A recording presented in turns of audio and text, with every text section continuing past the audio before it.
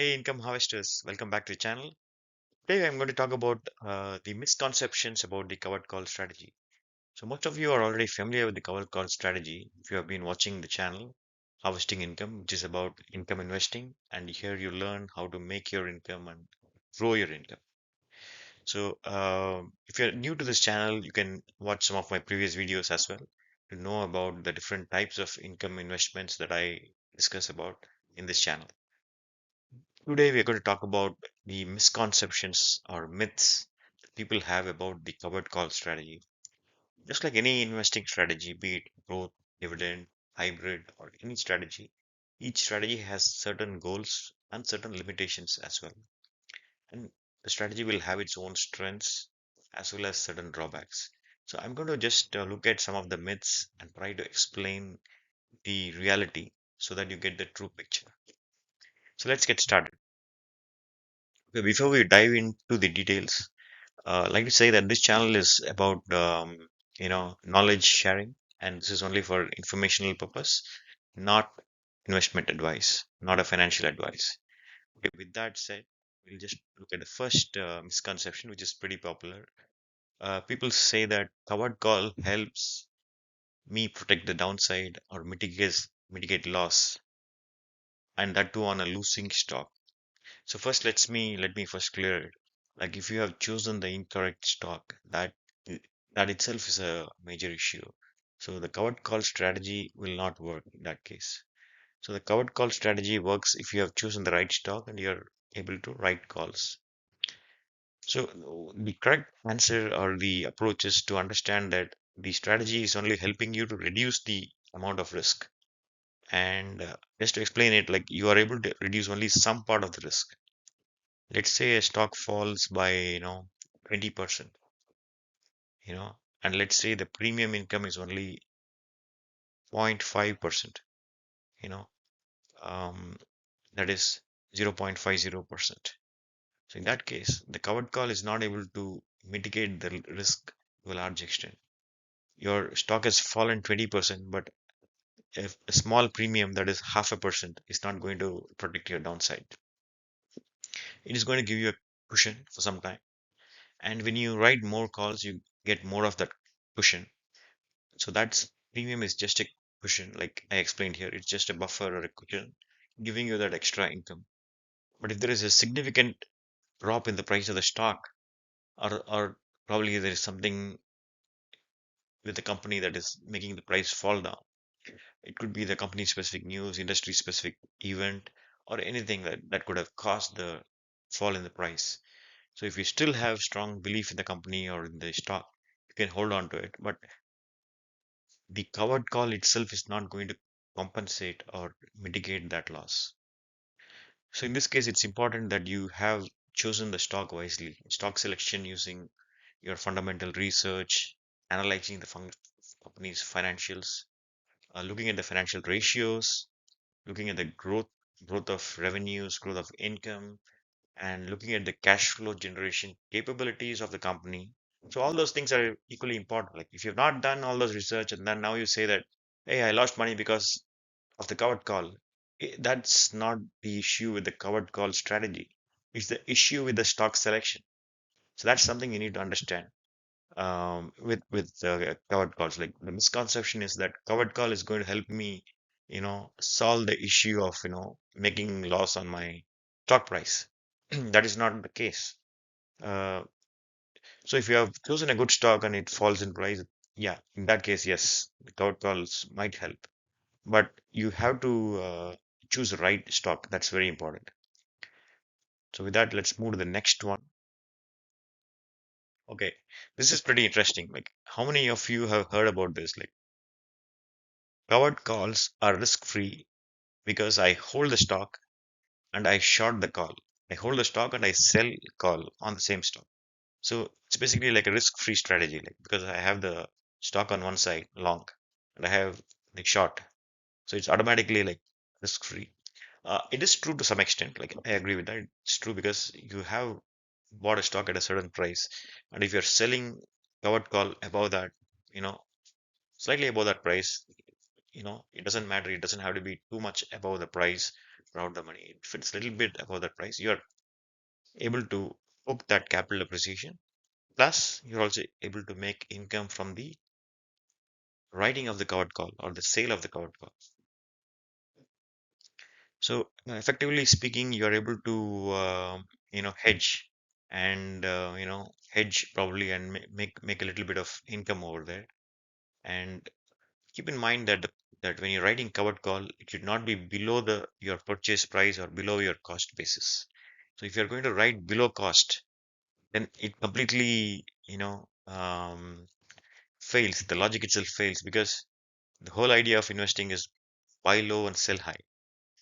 If you're buying at this price and you're selling below your cost basis, even using covered calls, you're still going to make a loss because you're selling below your cost. It doesn't matter if you're making premium, but you're still selling below cost. So you're making a capital loss there. So that's something you need to keep in mind, that choice of the strike price, the way you set up the covered calls is very important. And if you're not able to do it yourself, it's always a good idea to buy a covered call fund. Even I use a covered call fund or exchange traded fund for my investing strategies. Majority of them is into covered call ETFs. Uh, I recently have started also using my own covered calls on my own stocks, but that is fairly limited. So given the limitation of capital, given the limitation of time, etc., it's always recommended for beginners to choose a good covered call ETF and go with the fund manager. Okay, the second point is, like, in case of a dramatic fall in the stock price or a similar loss, your loss is actually as good as holding the stock and suffering the same loss. So the covered call is not going to protect you from the downside. It's going to give you a small premium to absorb that shock, as I discussed in the previous slide. And the suggestion here is again similar to what I discussed before. You cannot find a magical way or a magic wand to protect your downside. The only way you can do that is to choose high quality stocks where you see good prospect. Which means, like, if you are investor who is concerned about safety, you're very conservative. In that case, pick blue chip stocks. Pick nice blue chip companies which have been there in the market for like decades. Uh, for example, dividend kings, dividend aristocrats, which have been paying dividends for like 50 years and so on. Pick those organizations or those stocks where you have a great amount of safety, even in cases of recession or economic downturns. These companies can do well. So that's where you invest in those companies and you write covered calls. And I would say the most boring companies are the best companies for writing covered calls. Those are the companies where you're not super bullish. Let me again explain this. You see good prospects, you see the positive aspects of the company. It's a good company, you like it, but you're not like hyper bullish or super bullish. Like, it's not in the news, it's not always in the media, it's not always attractive, but you still know the company, you like it. In that case, it may be a good idea to invest in those companies, get those dividends, get those capital appreciation from the stock itself. In addition to that, you also have the ability to do covered call and earn premium income. So how does that sound? That's pretty interesting, right? And in future videos, probably I will also cover, how to do your own options trading. Uh, and with respect to investing in covered call funds, you can see some of my previous videos where you have all these, you know, different funds which are being discussed. And you can choose whichever suits your investing style, or wherever you like the specific selection of stocks or the portfolio, you can choose those funds. Okay, what if you are super bullish about a stock? Let's say it's a Apple stock, something you're bullish about, or Microsoft, any company. I'm not giving any recommendation here. It's a company you're super bullish on. You like to have that. You want to have it like a permanent part of your portfolio. You want to hold it like as long as possible, even till your retirement. In that case, please do not write covered call on these stocks. You can have a separate portfolio for that, and you can hold these stocks. Just buy and hold the stock. Simple. So if you're super bullish, just buy and hold the stock. That's what I do with some of the stocks which I like, or even some other funds which I like to hold for the long term. I just keep it in a separate account and I don't write covered calls on these funds. So I hope you got the message here. So that's how you need to plan your strategy. Okay, let's move to the next one. Okay, someone says that covered call strategy helps me make passive income regularly, and further they add on, I can make unlimited income. Okay, there are two parts to it. Uh, so they're saying that this helps them to make regular income passively. Okay, that's one part. The second part is they're saying they can make unlimited amount of income. So when they say unlimited, there are two ways you can interpret that. Unlimited means you can keep making that income like perpetually. It's one part of it. The second part is like you can make massive amount of income. So I'll address the second question later. Let me first address the first question. Okay, regular income or regular passive income. Yes, it is possible to make that regular passive income. So, and the only thing you need to keep in mind is just like any strategy, this has multiple factors. Like what is the stock currently doing? What is the strike price? What is the implied volatility or IV index in the market? Are the stocks too volatile or less volatile? If it's more volatile, the premiums will be higher. You can make more premium income. If it's less volatile, then your premium incomes will be less. And there are different moving parts. What are the interest rates? What are the how the stocks are moving? And did you purchase the stock much below the strike price, or is your strike price too far away from your stock price, or is it very close to your stock price, or is it like little bit away? It all depends on various factors. It is completely beyond the scope of this slide, but it all depends on how far the strike price is from the stock's price. The closer it is, you will have a higher premium. In this case, I'm assuming that the strike price is not below cost, it's slightly above cost or a little bit more higher, so that you get a good amount of premium and you're able to write calls. But there are multiple factors, like you should get the right amount of premium and you're able to get the right timing in terms of using the expiry dates. Like, is it going to be a 1 month call, 2 months call? Nowadays, we have like weekly calls also, like, and depending on what date you start writing the call, like, depending on that, the number of days to expiry will change. So, for example, let's say we are in the month of September 2025. I can write calls, in September 20, September 27, or even end of the month, or next month, October, or even in October, I will have weekly calls. And then from November onwards, I'm going to have monthly calls. Every month, there is one expiration. So there are different options to choose from. Like there are various options to choose from. You can choose different expiry dates. You can choose different strike prices. So imagine the amount of permutations and combinations. Like imagine you have like 20 expiry dates and another 20 strike prices. Like so 20 by 20, it's like 400 different combinations. So it makes it pretty complicated to uh, say anything with certainty. Like it all depends on how you practically manage your trades. If you're able to manage the trades practically well, you can make that regular income. It is possible. There is one small caveat here. Although it's possible to make that regular income, you cannot exactly say that, oh, every month I'm going to make this much, every week I'm going to make this much. Although we have monthly options, you can, and we have weekly options also, so you can choose different expiries. The timing and consistency of that income is not certain. Like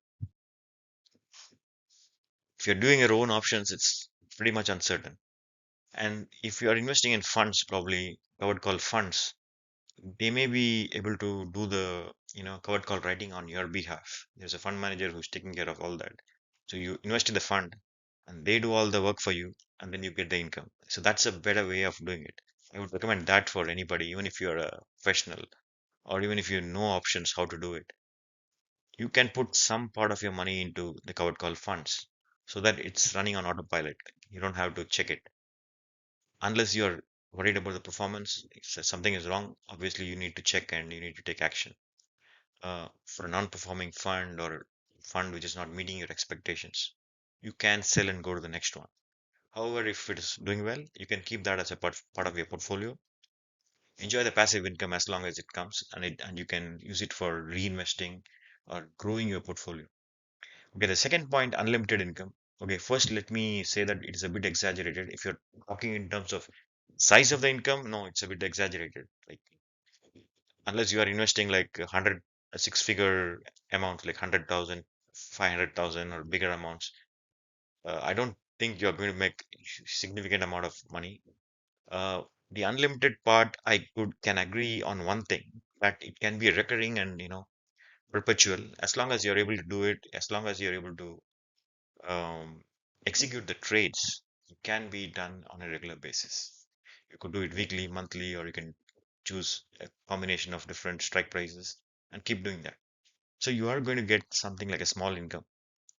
So compared to the size of the investment, it's going to be very small. Probably you're going to make like conservatively, let's say 1% a month. I mean, if you're doing every month, but you need to be able to do that every month consistently in the year to get that 12% a year. Imagine you are able to do like 2 to 3% a month, which is achievable. Let's say if the premiums are really rich, you can make like 2.5, 3% a month. So let's assume 2% a month. So that would be like 24% a year. Assuming that on an average you're able to do 2% a month and you're able to do that consistently every month. But what's the catch here? Like if it's that simple, then everybody would be doing this. Okay. The catch is like in two areas. The one which I already explained, the first point, multiple moving pieces. You need to manage different parts of it. Sometimes the stock price tanks down. Stock price is below your cost. You're not going to be able to write calls. So at that time, you're not able to make that income. That's one thing. And second is there is an upside cap. The stock rallies by 10% or 20%. In that case, you wrote the call at a certain point. You wrote a call at a point where you make 1% capital appreciation. But the stock rallied by 10%. So instead of the 10% gain, you're making only 1% gain. So you lost the 9% incremental upside opportunity completely. So technically, you lost the upside. The buy and hold investor is able to make 10%, whereas you are making only 1%. There is a counter argument to that, where you say that, the buy and hold investor is not actually making the realized profit. They are not making the cash flow. Whereas you, as an income investor writing covered call, is actually making the cash flow, real cash flow. Even if it's 1%, doesn't matter. It's a real cash flow. It's a difference between income and cash flow. That income that the buy and hold investor is making is notional income. It's not realized until they sell it. If they're able to sell it, yeah, they are able to make a huge amount of cash flow. So in that respect, yes, I agree that uh, the buy and hold investor wins. The covered call investor is actually making small income.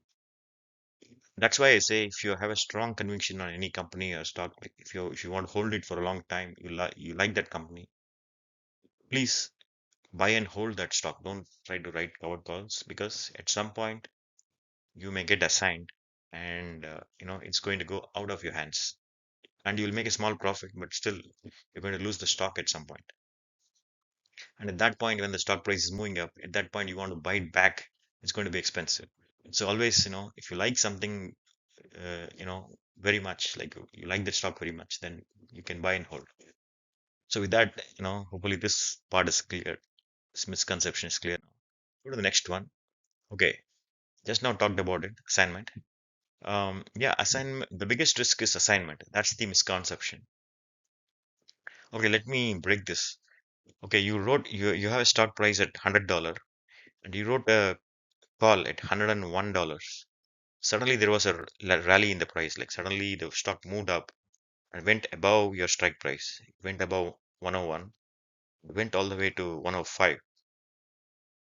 What happens to your call? What happens to your 101 call? Your call gets exercised.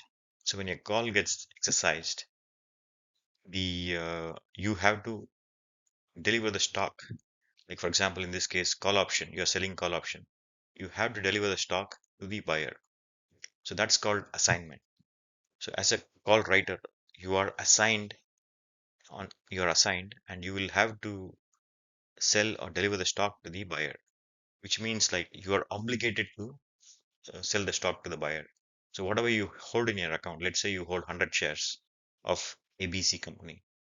So you have to deliver those 100 shares of ABC to the buyer at 101, and the buyer will buy the stock at 101, and they will sell it at, I'll just quickly explain that. They will sell it at the higher price, which is the 105. So basically what happened is you have a stock at 101. So this is the strike price. You already bought the stock, let's say at $99. Okay, so you're already sitting on profit. So technically you're sitting on profit. What happens is there was a big rally and the stock price went up to 105. So the call buyer actually is now making $4 profit. Like how $4? Basically they are making profit on the difference between these two prices. The strike price and the, sorry, this is the expiry price and this is the strike price. So this is the expiry price and this is the strike price. So between the difference between these two is $4. So that's the profit they're making. For you, what happened is you made a profit of only $2 because you wrote the call option at 101. You have the capital gain of $2. Plus you also earned a premium of, let's say you earned a premium of 50 cents. So it's 0.5. So technically you are making $2.50. So your $2 is the capital appreciation and your premium income is 50 cents. So basically that comes to $2.50. Whereas the call buyer who bought it from you, he's making $4 because the stock price went in the money, meaning it went through your strike price all the way up. So that's why, this is one of the issues with um, you know calls. So they're making a profit of $4, but they paid a premium of uh, zero point 0.5. So technically, let's say this buyer paid a premium of 50 cents. This is all example. This is not a recommendation. This is not a real example. This is just a hypothetical one. So here they made a profit of dollar 3.5. So this is pretty attractive because the stock price really went up dramatically. So this is 3.5. So you can see how the scenario is playing out. Like in this case, that's why I'm saying in the second point, the assignment that you are seeing is actually a best case scenario. It's a best case scenario because you are able to make that profit on top of your premium. See, if you write the calls at a higher price, you're going to get capital appreciation, and that's actually more attractive than the premium. So many people want to get into covered calls just for the sake of income. That's one of the mistakes that people make actually. If you're an investor, you're busy with probably your career, other things in life. Why do you want to focus on making the small premiums? Of course, you can make regular premiums. That's not a bad idea. But if you're going to be wasting time on these small premiums, you're not going to make much. But if you're able to write calls and make those capital gains as well, that is actually good news. Assignment can actually help you make this gain.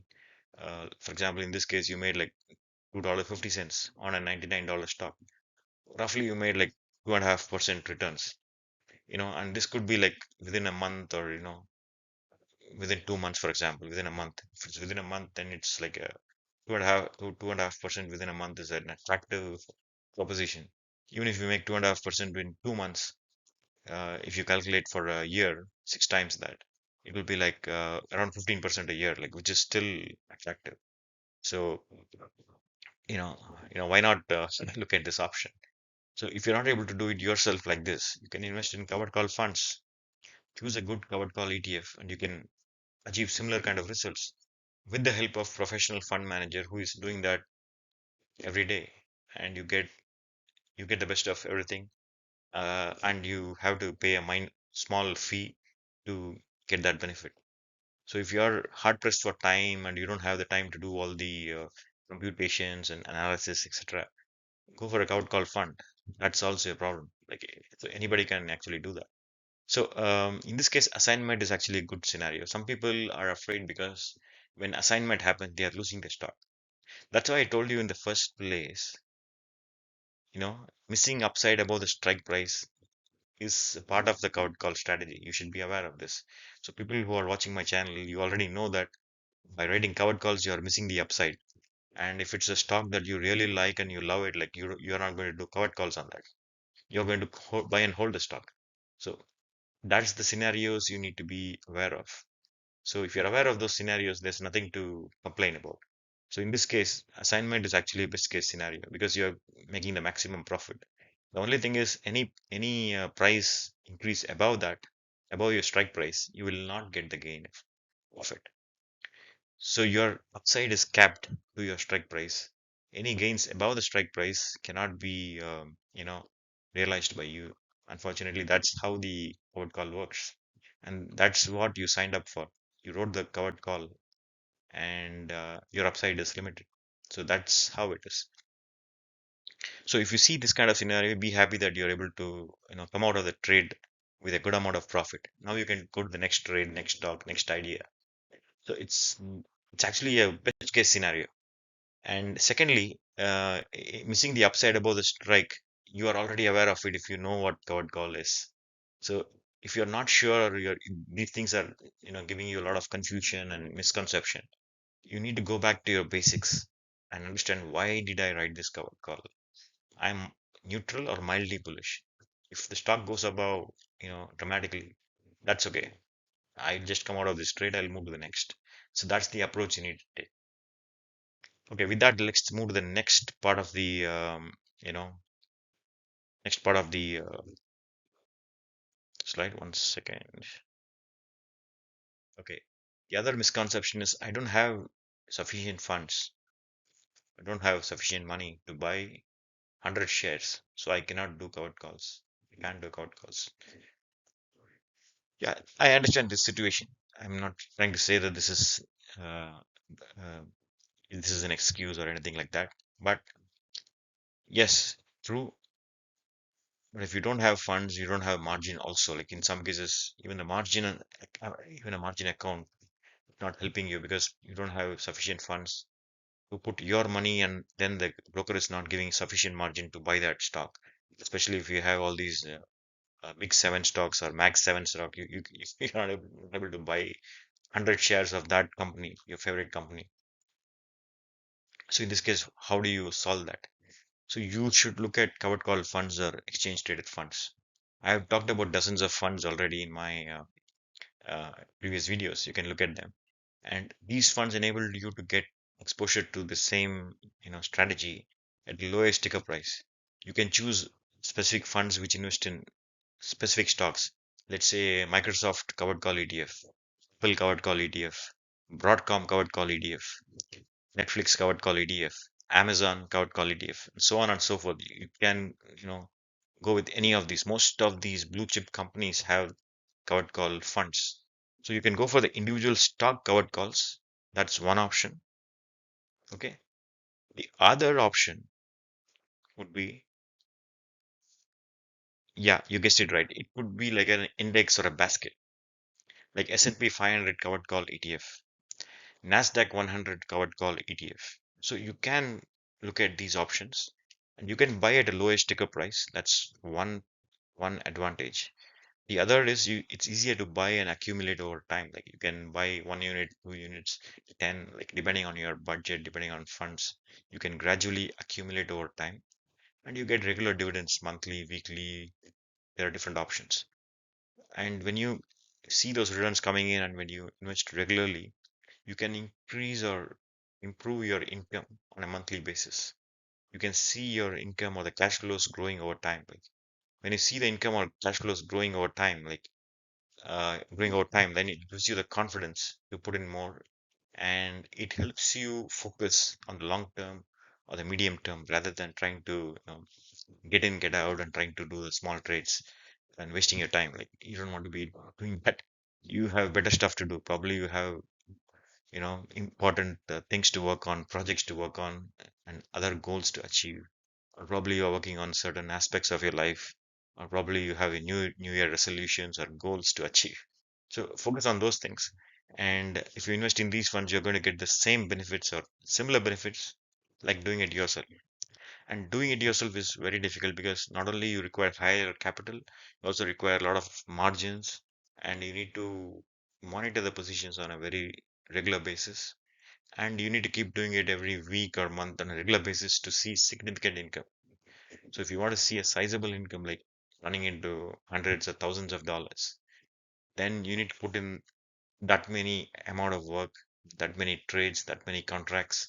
So it's not an easy passive, you know, income. What called writing is professional job. It's a professional endeavor.